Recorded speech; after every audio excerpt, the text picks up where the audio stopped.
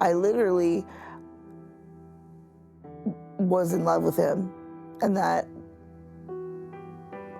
was kind of the hardest part of it, was because he took so long to groom me, which is, the grooming process it varies. Sometimes you can be groomed for a few months. Sometimes you can be groomed for a few weeks. Sometimes your grooming period is, very long. I feel like I was groomed not just from him, but because of the lifestyle that I lived, in the way that I was brainwashed over a time period by multiple different people to believe that it was my choice.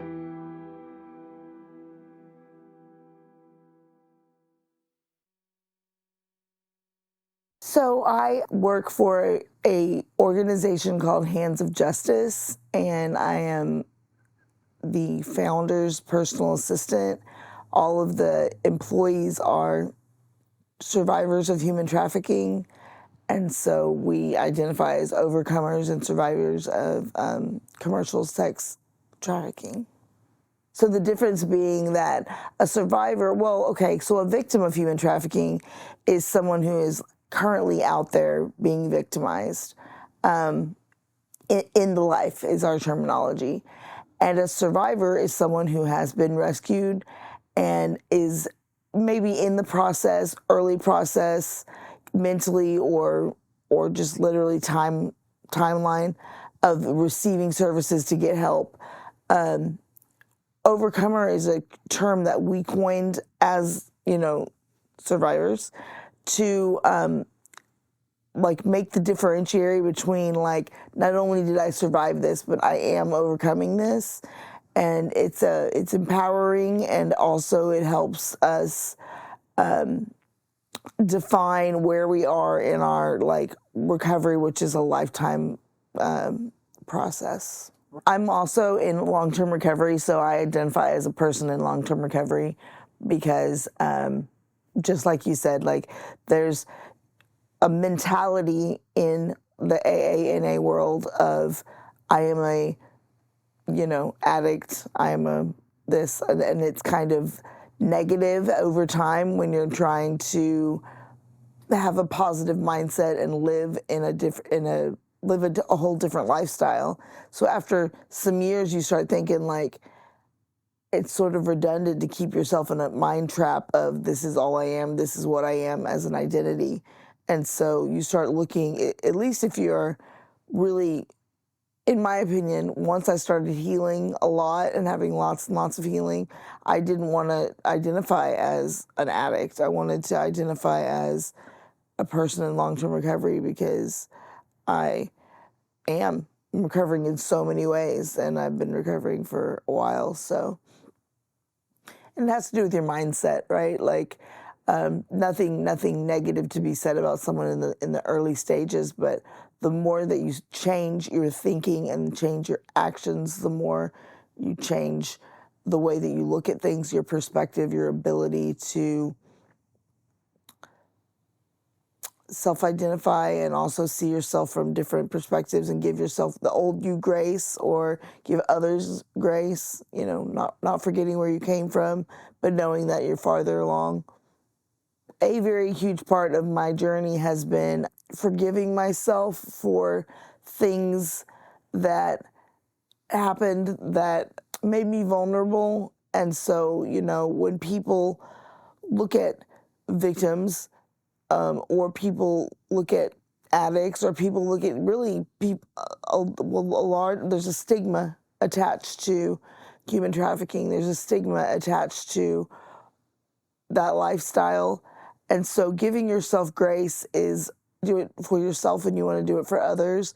But when you think about things that occurred when you were out there in the life, or things that you were either made to do or you did with a survival mentality, rather than walking around with guilt and shame, you have to learn how to give yourself grace for the things that happened. That doesn't define who you are. It just defines what happened. It's just it's a fact. It happened. It's over now. As time progresses, things will occur and you will react out of either emotional flashback or a trigger or something will occur, and then rather than get angry with yourself for feeling or acting or thinking a certain thought, giving yourself grace, puts terminology to allowing yourself to take a deep breath, realize that that either is happening, has happened, or whatever, and then realizing that that's not who you are. It's just something that you have done or something that was done to you. And it helps you relate to people in life, because when other people are ugly or ignorant or whatever they are, if you give them grace, or then it helps you not walk around with hate in your heart, which I did for so long. As long as I can remember, as far back as I can remember, I hated myself. I had depression, and as a child, I went to clinical psychologist. I tried to commit suicide when I was in the 7th grade. I began going regularly at that time to go see my therapist, and I always was looking for connection outside of myself and outside of my family. My stepdad had Asperger's, and my mom had another child, and so I was just always looking for just like another place to find love. And I found it in the counterculture community of people who are out there doing just the most illegal things together. And I became addicted to meth at 18 years old and got introduced into the gang culture. And I spent the next 18 years addicted to meth and just in the kind of the worst of the worst types of situations all throughout Houston and Austin and Dallas and that sort of thing. So I was very vulnerable to being groomed and being, I had been raised in like upper middle class home. Even though I had my family there and I was taken care of, I had trauma already. And so then when I went out into the world, trying to find a place for myself, the place that I found was amongst criminals and in that type of environment, which did give me a type of stability and a type of family that I was craving. And I met a guy. He was a drug dealer, but we were dating. And so we dated for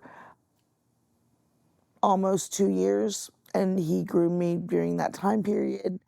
And then he also, during that time period, estranged me from all the people that I knew. So we moved away from even the people that were derelict. We moved away from. I didn't know any of my friends, and he set me up in a time when I was suicidal. I had struggles with anorexia and bulimia. I've been addicted to drugs for a very, very long time, and he made himself the sole provider of all of my needs while disconnecting me from everyone I knew, including my mother, who I was kind of in contact with, but I broke all contact with her. And anyway, after real close to 2 years time lapsed, he got angry with me and turned me out, which is, a term for, like, before that, I was not turning tricks or even had any idea that he was a pimp at all. He had other girls working for him and stuff, and I literally had no idea. And so I went from not knowing that he had this whole other lifestyle to he introduced me to that lifestyle by way of selling me to his people. The style of pimp he was a Romeo pimp. And that term just means that he very carefully had me fall in love with him on purpose through deceit and lies and taking care of all of my needs physically and cutting me off from people so that he was my only source of information. I didn't know things, even though I was, exposed to a lot of things. I didn't know what gaslighting was. I didn't know that was happening. I considered myself an intelligent person, but I didn't realize that, there was a thing where if every single person lies to you about every single thing having to do with every single thing, it's going to change the way your brain is, I didn't realize that. It wasn't, I knew that he was a con artist and he conned people, but but not me. He loved me. And so when it came to, he even eased me into it.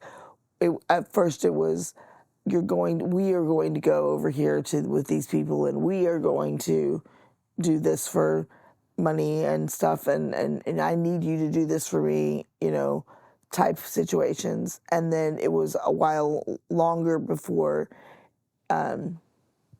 he would just send me in on my own and it would be a requirement on my own. So it wasn't, I almost always put up a fight in the first 3 to 6 months.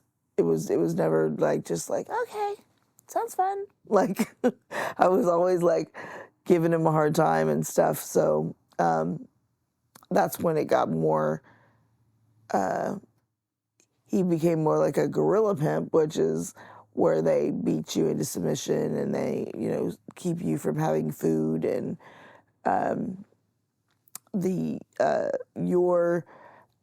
or in this case, my living situation became more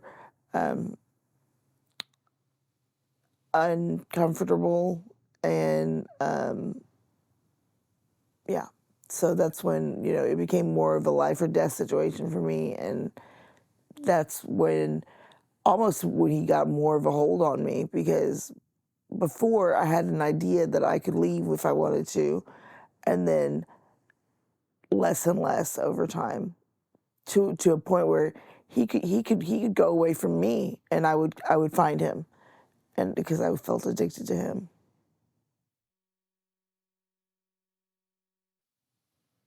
I didn't know I was a human trafficking victim. I was unaware. The way that he presented it and the way that it ended up being in our daily interactions over time after it was that I was broken into this is my life, this is all my life will ever be, which was probably after the first about 6 months, it just became this is going to be my norm for the rest of my life. This is my life. And after that, we operated as him and I operated as a team and would go onto Craigslist and present ourselves as party planners, or I tried to look at it like a business plan. This is our business and this is what we do, because, he sold drugs and also me.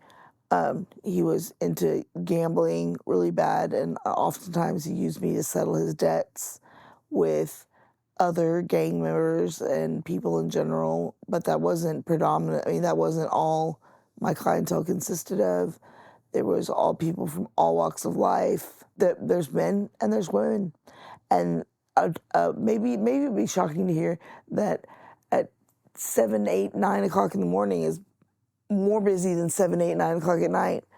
And midday is really busy too. And I went to really, really nice hotels all over Houston, and also, stayed in really bad parts of town too, and literally walked the streets at sometimes within a 24-hour period, just depending on what was happening.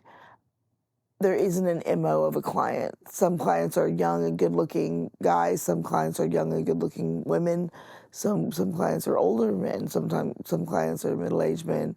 Sometimes that people would have me come to their homes that were very nice homes in the Woodlands and up in just all around Tomball and stuff like that, or sometimes it'd be downtown in a skyrise, and you really would never know. There's a feeling that you get with people after a certain amount of time that you're being assessed, but other than that, there's not like a picture of either a client or of a trafficker, because my trafficker had blonde hair and blue eyes and looked like Aaron Rodgers, but or one of them did, and another one was a lady who was a gorgeous lady, older lady, who looked like she could be on, the PTA. But neither of them were what one might think of when they think of a pimp or a trafficker. Lack of sleeping pattern, that was part of was a requirement for me, was you have to be up and working whenever whenever there's a demand, which is all the time. So there was definitely a period in my grooming process where I gave my power away, which is one of the things I had to reconcile in myself, because red flags for abusive relationships, and also when you're being targeted to be victimized, are very similar. If the more domestic violence I was dealing with, the closer I was to getting towards being actually turned out. The possessive nature, if you're not doing anything wrong and someone's constantly questioning what you're doing, probably they're doing something wrong. And if you are being accused of doing things that you can't even conceive, that's a really big red flag. If you can't go anywhere or do anything or talk to anyone or look at anyone without getting criticized or hollered or yelled at, or having some sort of punishment, that's a red flag. Like, if it is that you have no more freedoms on your own without that person's knowledge and or presence, that's a red flag. Just relationally, it's a red flag, because, like I said, a large portion of the beginning of my relationship with my trafficker was just a really bad domestic violence situation that I thought was good, because I had no point of reference on what a good relationship was. But the more I look back on it and, try to heal from it, the more I realized that I had lots of red flags that at any point in time I could have, in the beginning, gotten away. But if someone takes your identification and will not give it back, that's a really big red flag. If someone takes your car keys and it's your car and they drive it around telling everyone it's their car, and over time it becomes their car. Like, even legally speaking, when you let someone drive your vehicle and give them the keys to your car, you can no longer press charges for Grand Theft Auto. It now becomes a different charge, and it now becomes almost impossible to prosecute. Wow, I'm so glad you asked. I have been out of the life and clean for going on 6 years. It's 5 and a little bit more than a half. In March 26 will be 6 years. I have been through a residential treatment facility for survivors of human trafficking that taught me life skills and helped me get my finances back in order, and helped me understand trauma in the brain. I took lots and lots of courses on how to establish boundaries. What is a boundary? How do you use boundaries? Like, what is neuroplasticity in the brain? How can you change your brain? Like, just really, like, I went to college on how to reconcile my past and learned how to reintegrate into the community, which is so much more than most survivors get available to them. And I'm so grateful for that, because less than 1% of human trafficking survivors receive help and stay out due to the lack of resources that there is. And my heart is to stand in the gap for anyone who's had experiences I've had, because there's so little funding, there's so little volunteers, there's so little, warrior, like boots on the ground people that will assist people coming out, and there's so much of a lack of knowledge and education on like what to do, what to look for, how to help, that it takes not just people caring. I mean, yes, people need to care. Your average person needs to know and care about what's happening and realize that it's happening next to you, in front of you, in plain sight, to people that are just like you and just like your family members. It can happen to someone like you. But also it takes people with lived experience that have been through the trauma to sit with the people that have not had any healing, because it becomes so hard to trust any human after having just everything being torn away from you, which is part of the grooming process and part of the beginning process of breaking someone down and brainwashing them, and everything that goes along with being a human trafficking survivor. So the wounds are sometimes on the outside, but so much more on the inside. And so it takes someone who's been there or been through something like that in order to even really reach those that are coming out or thinking about coming out. There is a way out. And I never thought it was possible. So today I speak at different events. I do Human Trafficking 101s. I am in the process of writing my own book, but also I took part in the book that Rebecca Carey, our founder, has written, that has 25 of our survivor stories in it. And it's so important because no two stories look exactly the same. There's so many different ways it happens, and there's so many different ways it looks, that all falls underneath the human trafficking umbrella. And so if you only heard one story and you're a victim out there, and you only heard one type of way that it was, maybe you wouldn't self-identify, or maybe you wouldn't realize you needed help. And so I am part of survivor support groups and several different organizations that brings education to the public and the community, and also like closed groups of survivors that just do life together and talk about like, this is hard, this is easier now. It's pervasive that people don't understand the victim or survivor or what is really happening there. Even if the person is living through survival prostitution, or it seems like it's a choice that they're making. There's a negative stigma attached to prostitution because of lack of understanding on what that is. And 9 times out of 10, that person is not choosing it now and didn't choose it to begin with. And there's so much shame attached to that.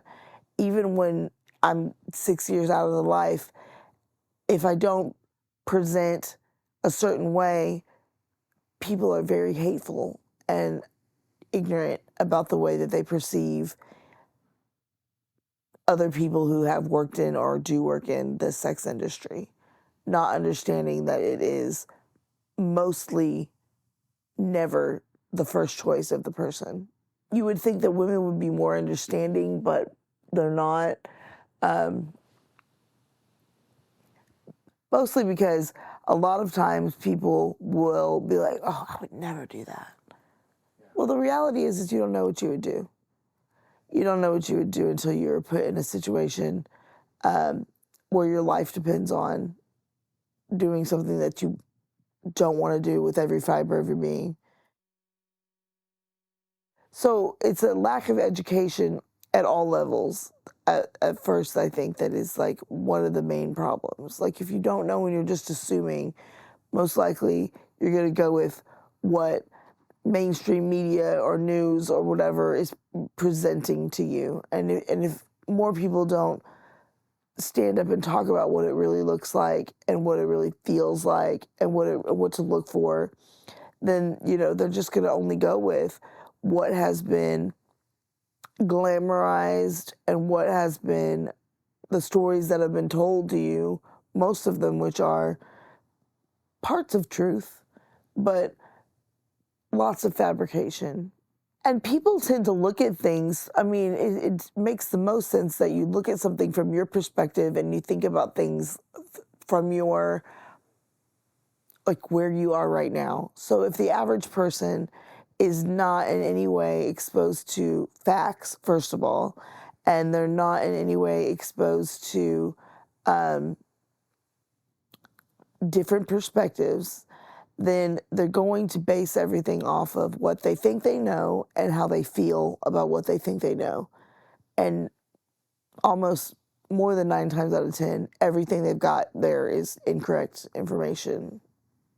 I do want to say that my faith in God has gotten me through a lot of things, and I give all glory to Him. I had to do a lot of work to get to where I am, but if it wasn't for having the hope of believing in God, then I would not be here today. People with really good intentions involving faith and the Lord in general probably were very disappointed in the beginning because it took me a long time to get to where I am because of not trusting any person or not trusting anything. But just the fact that maybe to encourage people that maybe are spreading their faith to do it with love and make sure to understand that even if people are not, it doesn't seem like they're receiving it. When you are encountering people that are survivors or victims or in any state, the best way to connect with people is with love. If you don't show compassion and love in your encounters with the broken, then you're not going to get any kind of message across, regardless of what that message is.